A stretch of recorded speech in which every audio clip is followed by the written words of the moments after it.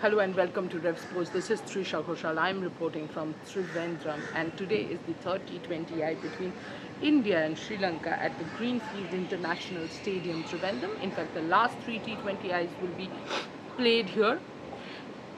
India, of course, are coming 2-0 up in the series and are absolutely in a strong position. And not only in a strong position, they look as they actually look like a world champions side.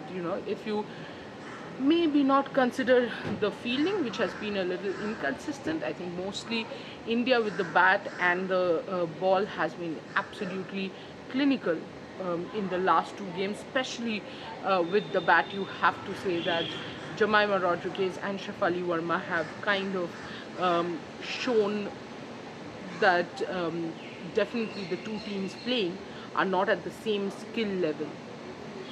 Talking about Sri Lanka, they have a lot to process, they have a lot to think about. In fact, Chamari Atapattu in her press conference yesterday clearly said that our power game is not good enough for this format. Middle order batting needs to step up, and she absolutely summed up what they need to do in the remaining three T20Is starting right from today.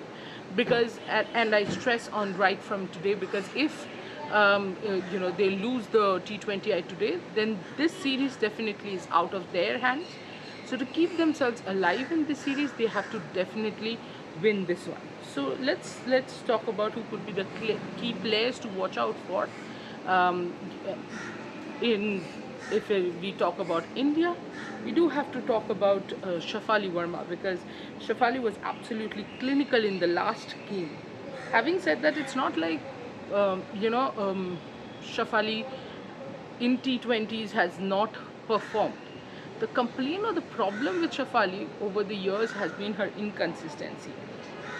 So I have dug out some numbers thanks to, of course, my partner in crime, Snehashish Mukherjee, for helping me also with some numbers. So Shafali from 1st Jan 2024 till now in T20Is has played 26 innings, scored 785 runs at an average of 35.68, strike rate of 137.96 with 5 50s and 0 hundreds.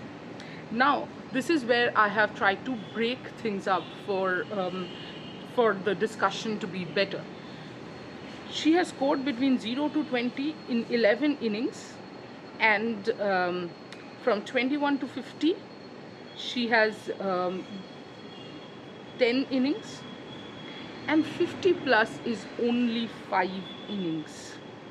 So this is what is the problem. When you see 21 to 50, when you say 0 to 20, it's fine. She did not get a start. It's perfectly fine.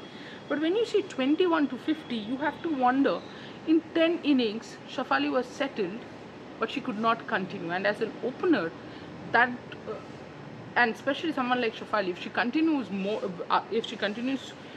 more than that 50 score, then the team has already kind of, not, I won't say sealed the match, but has taken one strong foot forward. And 50 plus only in 5 innings. One of them was, of course, the last game. What we want from Shafali will be consistent performance. So when Shafali Verma comes out to play today, comes out to bat today, can she repeat the performance of the last game?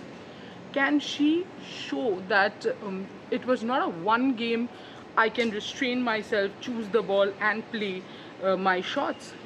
It's a regularity now. When you speak of Shafali Verma, it will be about matured batting with, of course, the kind of power that she has. Among bowlers, I think Vaishnavi Sharma will be India's key bowler. And when I say this, it's because yesterday when India was practicing, Shafali and Smriti were batting in the first net, and Vaishnavi was bowling in their nets. Shafali and Smriti were in no mood to spare any bowler. They were hitting every ball, at least trying to hit every ball out of the park. But there was one bowler who was often keeping both of them silent, especially Shafali Verma. She was bowling that middle leg line to Shafali, which was not giving Shafali the space at all to hit, and she was getting Shafari to actually just defend the ball or just push the ball, maybe maximum for a single. So Vaishnavi then becomes very important, because that tells you that Vaishnavi has got that rhythm going for her. And in the first game she was economical. In the second game she got 2 wickets. She is well and truly settled against against Sri Lanka, against the middle lower order right-handers. I think that is the role that Vaishnavi has. She starts in the middle over, then she bowled last game in the death overs as well. That will be her probably role even when Deepti comes back today. So I think against that right-handers, if she can bowl that channel where it's middle and leg, shot of good length, it will be very difficult to hit her. In fact, if you try to hit cross-batted, which is something that the Sri Lankan batters have been guilty of, you will end up losing your wicket. So Vaishnavi will be the key bowler for Sri Lanka. No surprises, I think, for Sri Lanka. There is only one key batter, that's Chamari Atapattu, and there's no discussion to it. It's unfortunate that even after so many years, even after so many matches, they are that highly dependent on Chamari Atapattu. And see, I'll give you examples of, say, last 12 T20I innings. So till Chamari Atapattu was there, let's go back to Asia Cup, which is where they won. The day she batted complete 20 overs, Sri Lanka went on to make 184. When she's there, again, whenever she is there, if you look at it, you will barely find that Sri Lanka's run rate is below 7.5. But the moment she gets out, it goes down, and it has gone down at times to 4.3, and that's extremely low when you have started off with 7.5, 8 runs per over. So it's not only about the runs, it is also the fact that Chamari has to score quickly. And when you have to score rapidly or quickly, Chamari has the power, but still, you can miss it and you can get out. So to expect her to score at a higher run rate and stay long at the crease is too much pressure on her. Hasini Pereira, Harshita Samaravikrama, and Vishmi Gunaratne really need to step in. This is where I think it is not even about this series. It is about where is the Sri Lankan team going from here. Because Chamari Atapattu eventually, in the next 2 years, 3 years, has to call it quits, has to retire. But if she does, then does Sri Lankan cricket vanish completely? Because if this is the way they play, then it's very difficult to keep to keep sustaining the whole game itself. So that will be important. Among bowling, Malki Madara does have that variation, and she can get the ball to move a little. I think when the batters are coming hard at Malki Madara, the inexperience, you can say, or she's lacking that ability to still bowl her line and length. She's trying to do that extra bit to get a wicket, and Malki has to stop doing that.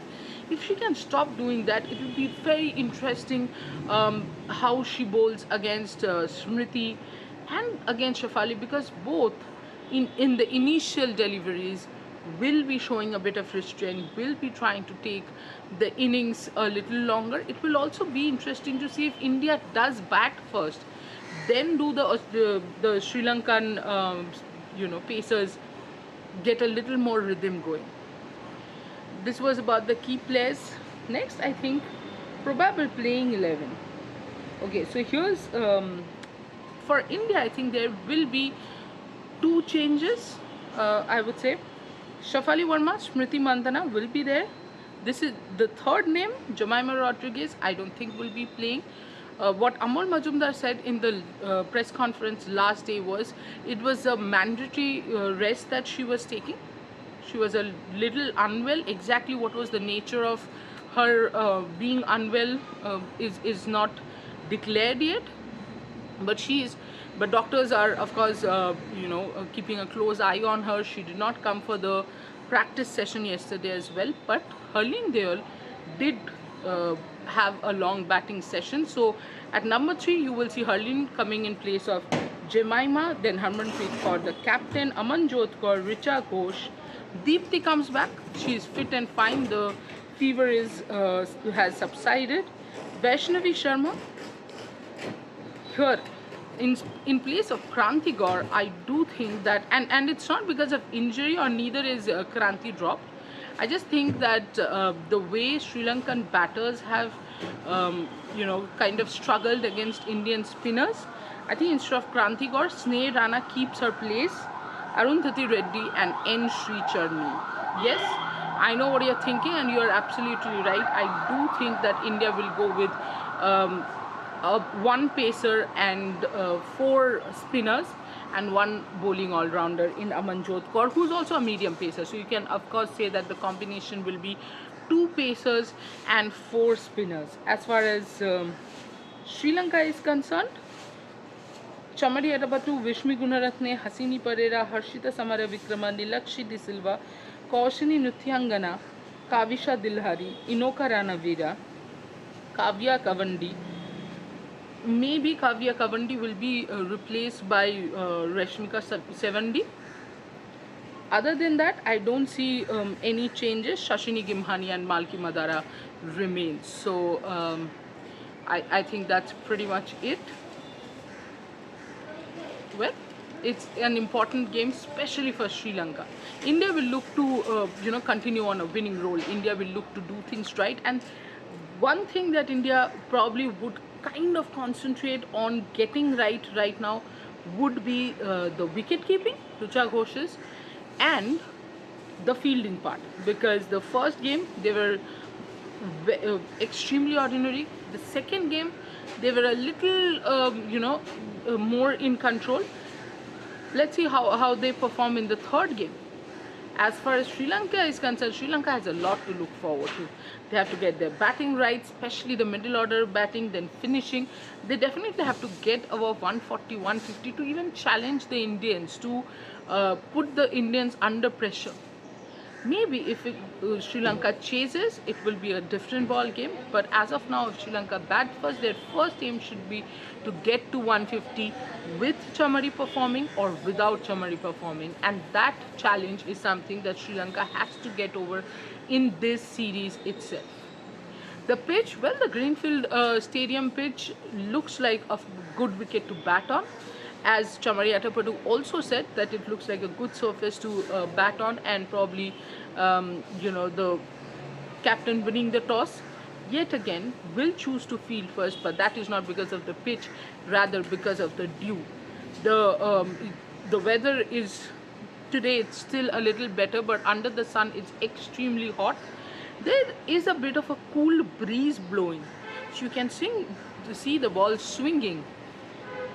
Let's see if the breeze holds on till the evening, but Sri Lanka does need to hold on, because if they don't hold on, then they will lose the series in this game itself. But Revsportz doesn't want to lose you guys from watching the content. So please do like, share and subscribe, and press the bell icon so that you don't miss out on any of our videos. Keep watching, keep supporting, and thank you so much.